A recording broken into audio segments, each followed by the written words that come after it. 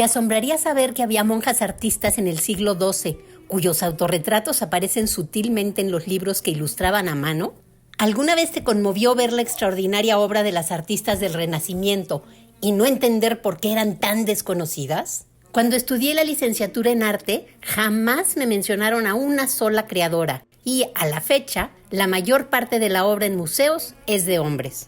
Te comparto estas imágenes sobre mujeres artistas de Europa y Estados Unidos del siglo XII al siglo XX porque me impactaron mucho cuando las vi por primera vez en una conferencia hace medio siglo. Sus historias personales, llenas de esfuerzos heroicos, fueron una gran inspiración. Me di cuenta que me faltaban ellas, pero también muchas otras más. Estas diapositivas llegaron a mi archivo cuando realicé Traducciones, un diálogo internacional de mujeres artistas, que es un proyecto de práctica social para el que traje a México a 3 compañeras de Estados Unidos a dar pláticas y talleres sobre mujeres artistas y arte feminista, pero también a conocer la obra de las mexicanas para que a su regreso a su país hablaran de ellas. Jo Goodwin, una de las participantes en el proyecto, preparó esta conferencia sobre las artistas del pasado para presentarla en el Museo Carrillo Gil en 1979. Solo que como ella no hablaba español, yo traduje su guión y la impartí.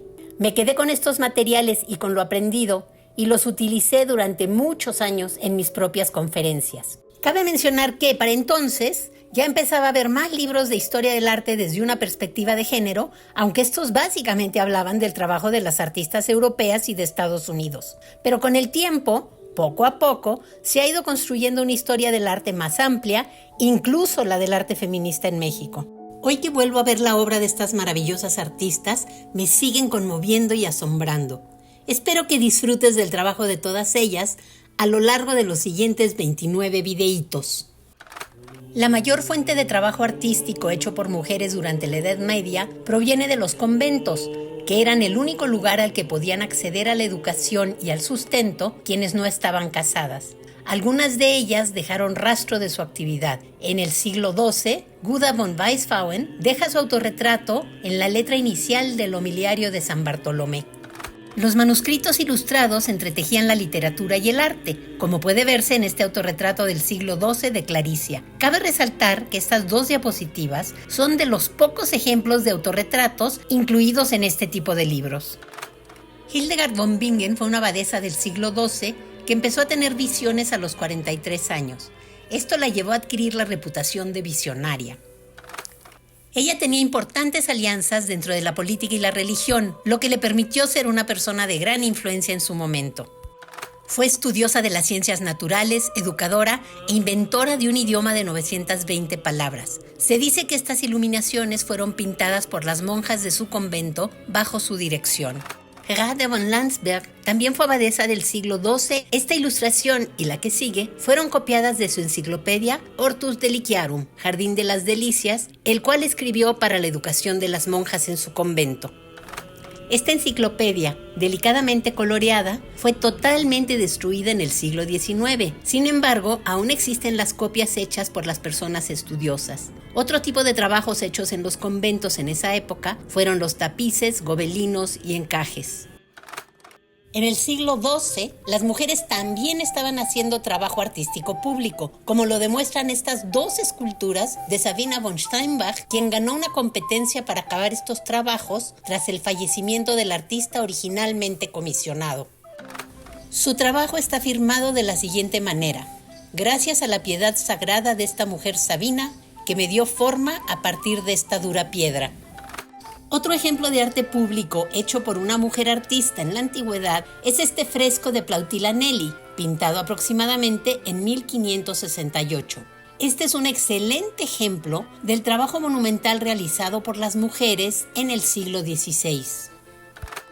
Sophonis van Guizola creció en una familia de clase media con un padre humanista que sentía que era muy importante educar a sus hijas y ofrecerles todas las oportunidades posibles. La educación también debe de haber sido muy importante para ella, ya que en sus pinturas siempre incluye símbolos de su estatus y aparece jugando ajedrez o tocando instrumentos musicales. El pintor Miguel Ángel conoció su obra y habló de ella, y se sabe que el éxito de la pintora en Italia, su tierra natal, fue considerable.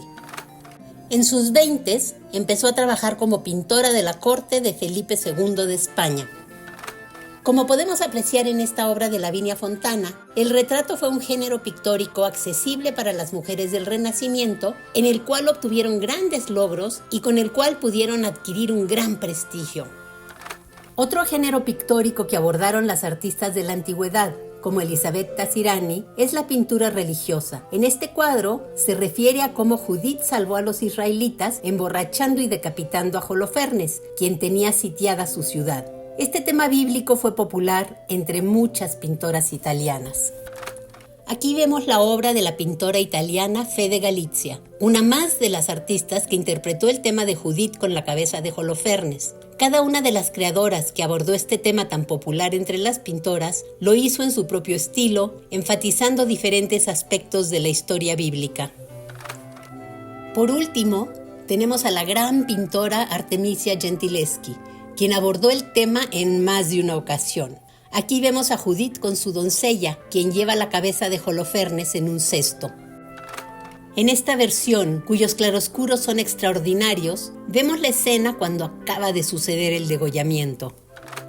Y aquí un detalle de su obra. Seguidora de Caravaggio, Artemisia Gentileschi es la primera artista que es reconocida por su enorme contribución a la cultura occidental y es, sin duda, una de las pintoras más importantes de Italia. A los 16 años ya era muy conocida por su arte y a los 23 fue admitida a la Academia de Florencia, cosa extraordinaria para una mujer en ese momento. Sus escenas bíblicas no tienen nada que ver con la presencia de lo divino, sino que buscan evocar una reacción hacia las mujeres que representa en diversas situaciones. Sin embargo, Artemisia Gentileschi también abordó otros géneros pictóricos, como las alegorías, aunque en este caso ella se representa como la pintura, por lo que también es un autorretrato. En el siglo XVII, el género pictórico de la naturaleza muerta se desarrolló mucho debido a la creciente clase media que demandaba arte. Louis Mouillon perteneció a una familia que se dedicaba al negocio de la pintura y se dio a conocer como especialista en el género. Pintado en 1630, Naturaleza muerta con cerezas, fresas y grosellas es un buen ejemplo de su obra.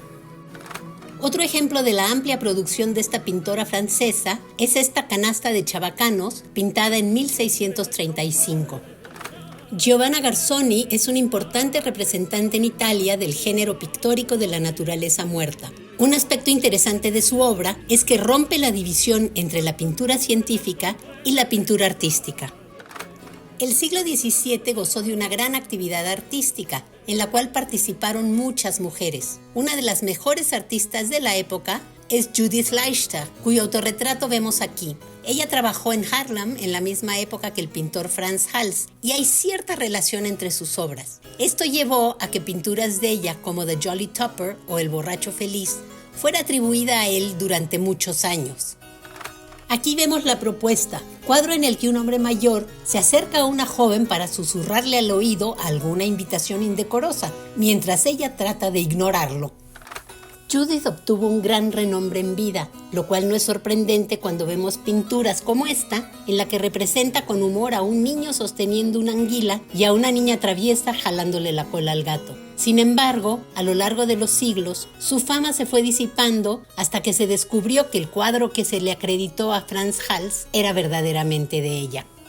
Maria von Oosterberg, artista de los Países Bajos, también se especializó en el género de la naturaleza muerta, aunque específicamente en la representación de arreglos florales. Ella logró gran reconocimiento internacional durante su vida. Parte de su obra la dedica al género vanitas, que está lleno de simbolismos que aluden al paso del tiempo y a la fragilidad de la vida. Clara Peeters fue una artista flamenca que se especializó en pintar naturalezas muertas, género pictórico del cual es precursora, pues se sabe que cuando ella empezó su carrera no había otros artistas viviendo de este tipo de producción. Uno de los aspectos más fascinantes de su trabajo es la forma en la que capturaba los reflejos. En el cáliz de la derecha se puede ver el retrato del artista desde diferentes ángulos.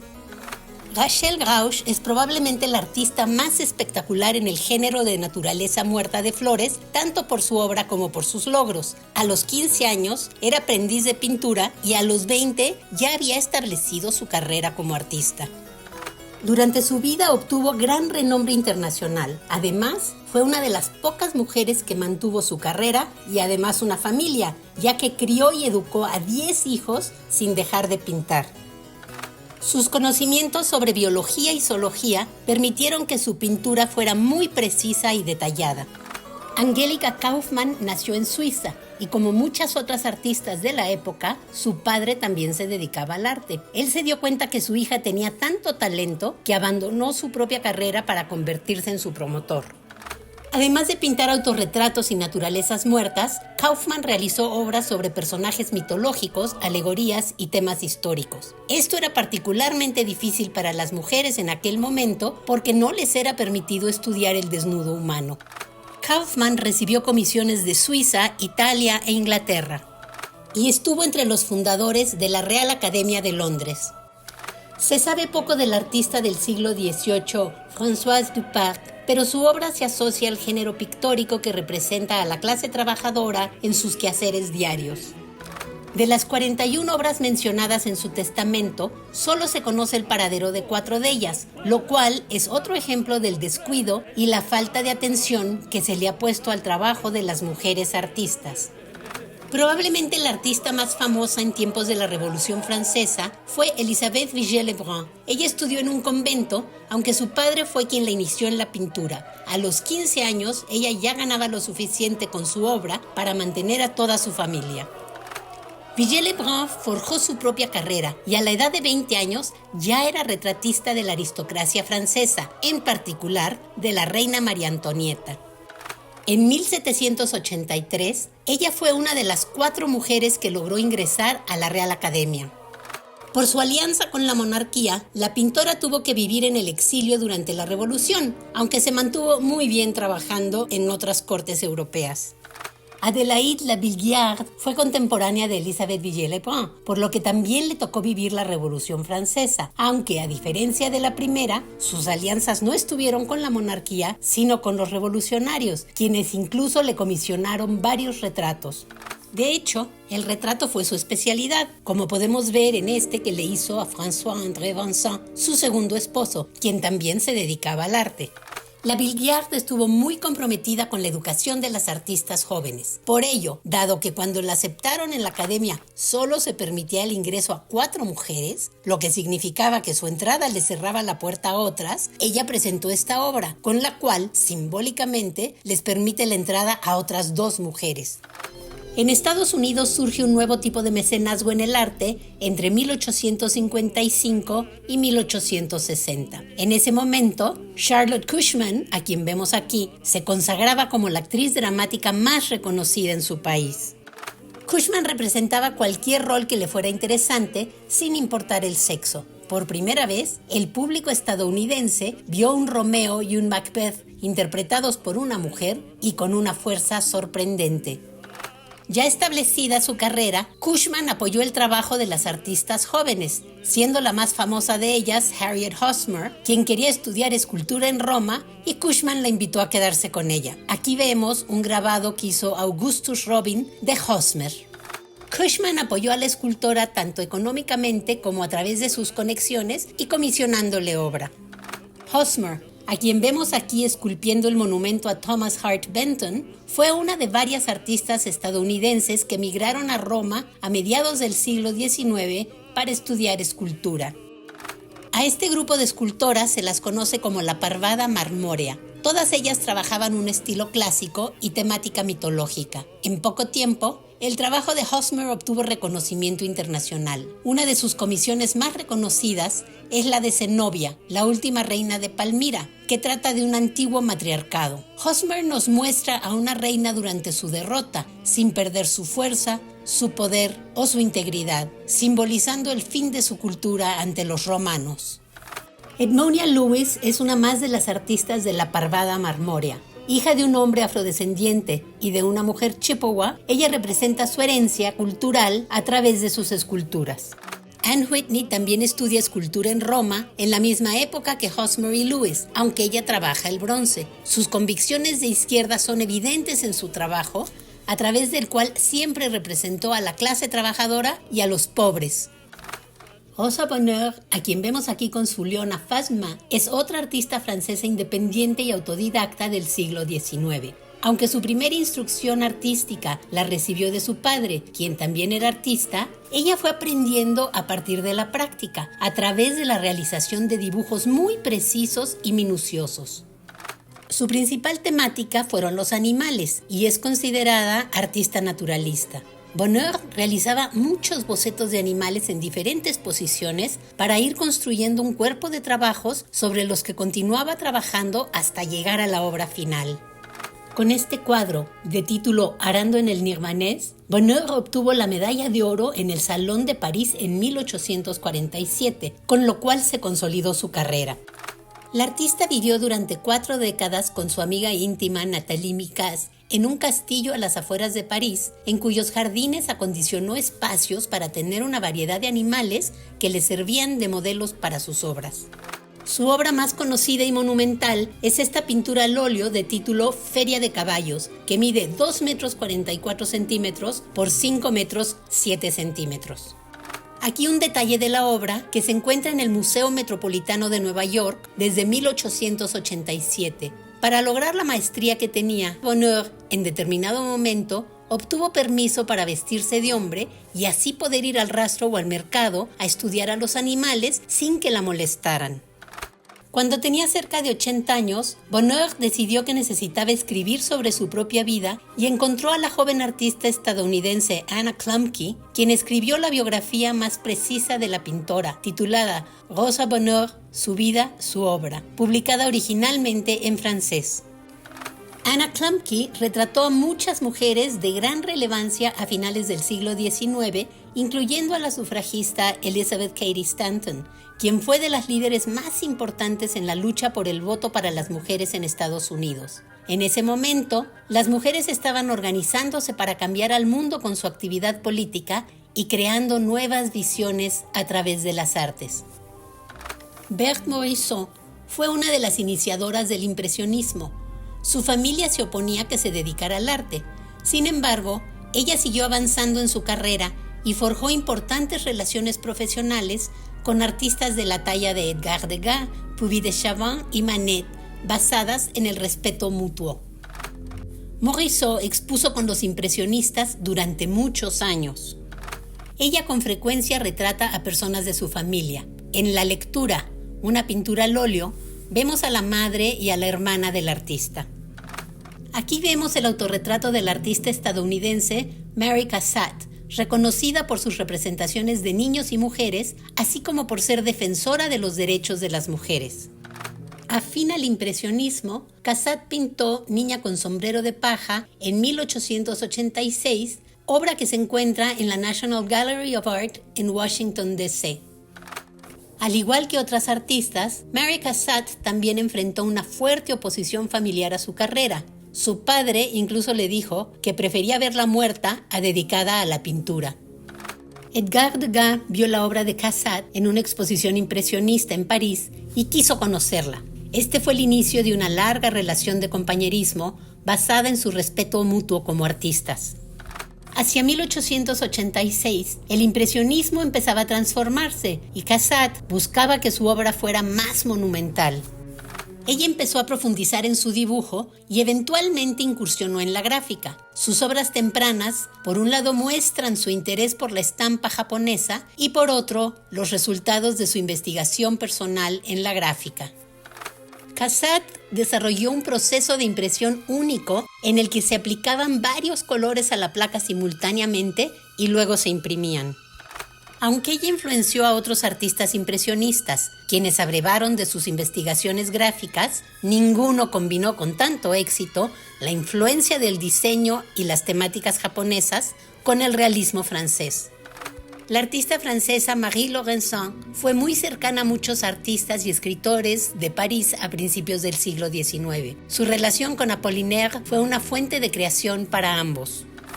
Su obra ha sido asociada al cubismo, sin embargo, su estilo es marcadamente diferente. Hacia finales de su carrera, también trabajó como diseñadora, escenógrafa y retratista.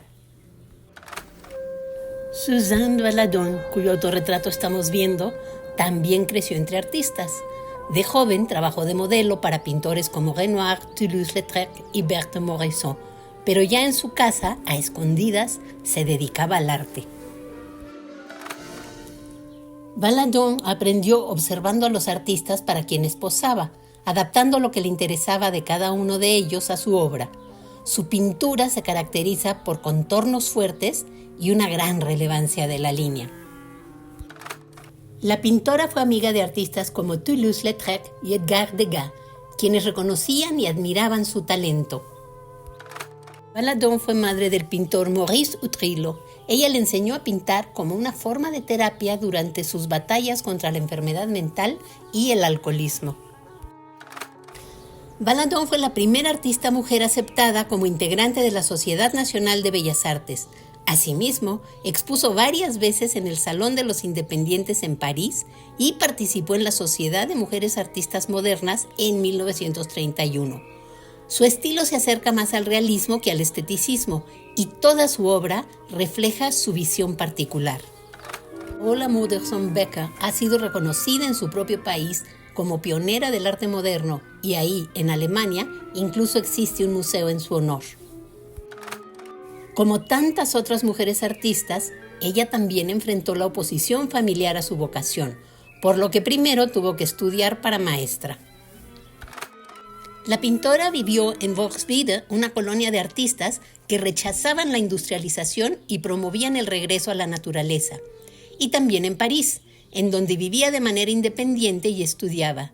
Cézanne la consideró una joven muy importante y talentosa y la recomendó con varias galerías. Su carrera se truncó prematuramente, ya que falleció por complicaciones de parto a los 31 años. Gabriele Munter fue una de las 4 fundadoras originales del grupo expresionista alemán El Jinete Azul. Ella, junto con Kandinsky, Jawlensky y Marianne Weferkin, cuyo retrato pintado por Munter vemos aquí, promovieron la idea del color como elemento independiente. Su trabajo se expuso en varias muestras del Jinete Azul entre 1909 y 1917. Otra de sus grandes influencias fue el arte popular. Romaine Brooks, la artista estadounidense cuyo autorretrato vemos aquí, es una fuerza independiente en la historia del arte. Ella no estuvo alineada a ningún movimiento en particular y, sin embargo, su obra es una de las contribuciones más importantes a la historia del arte de las mujeres. Brooks vivió la mayor parte de su vida en Europa. Ahí se estableció y se dio a conocer como pintora y como diseñadora de interiores. Sus retratos son documentos de las relaciones e interacciones del mundo del arte, la alta sociedad y la élite de la época. Brooks, quien falleció en 1970, formó parte de un importante grupo de destacadas lesbianas y mantuvo una larga relación con la escritora Nathalie Barney.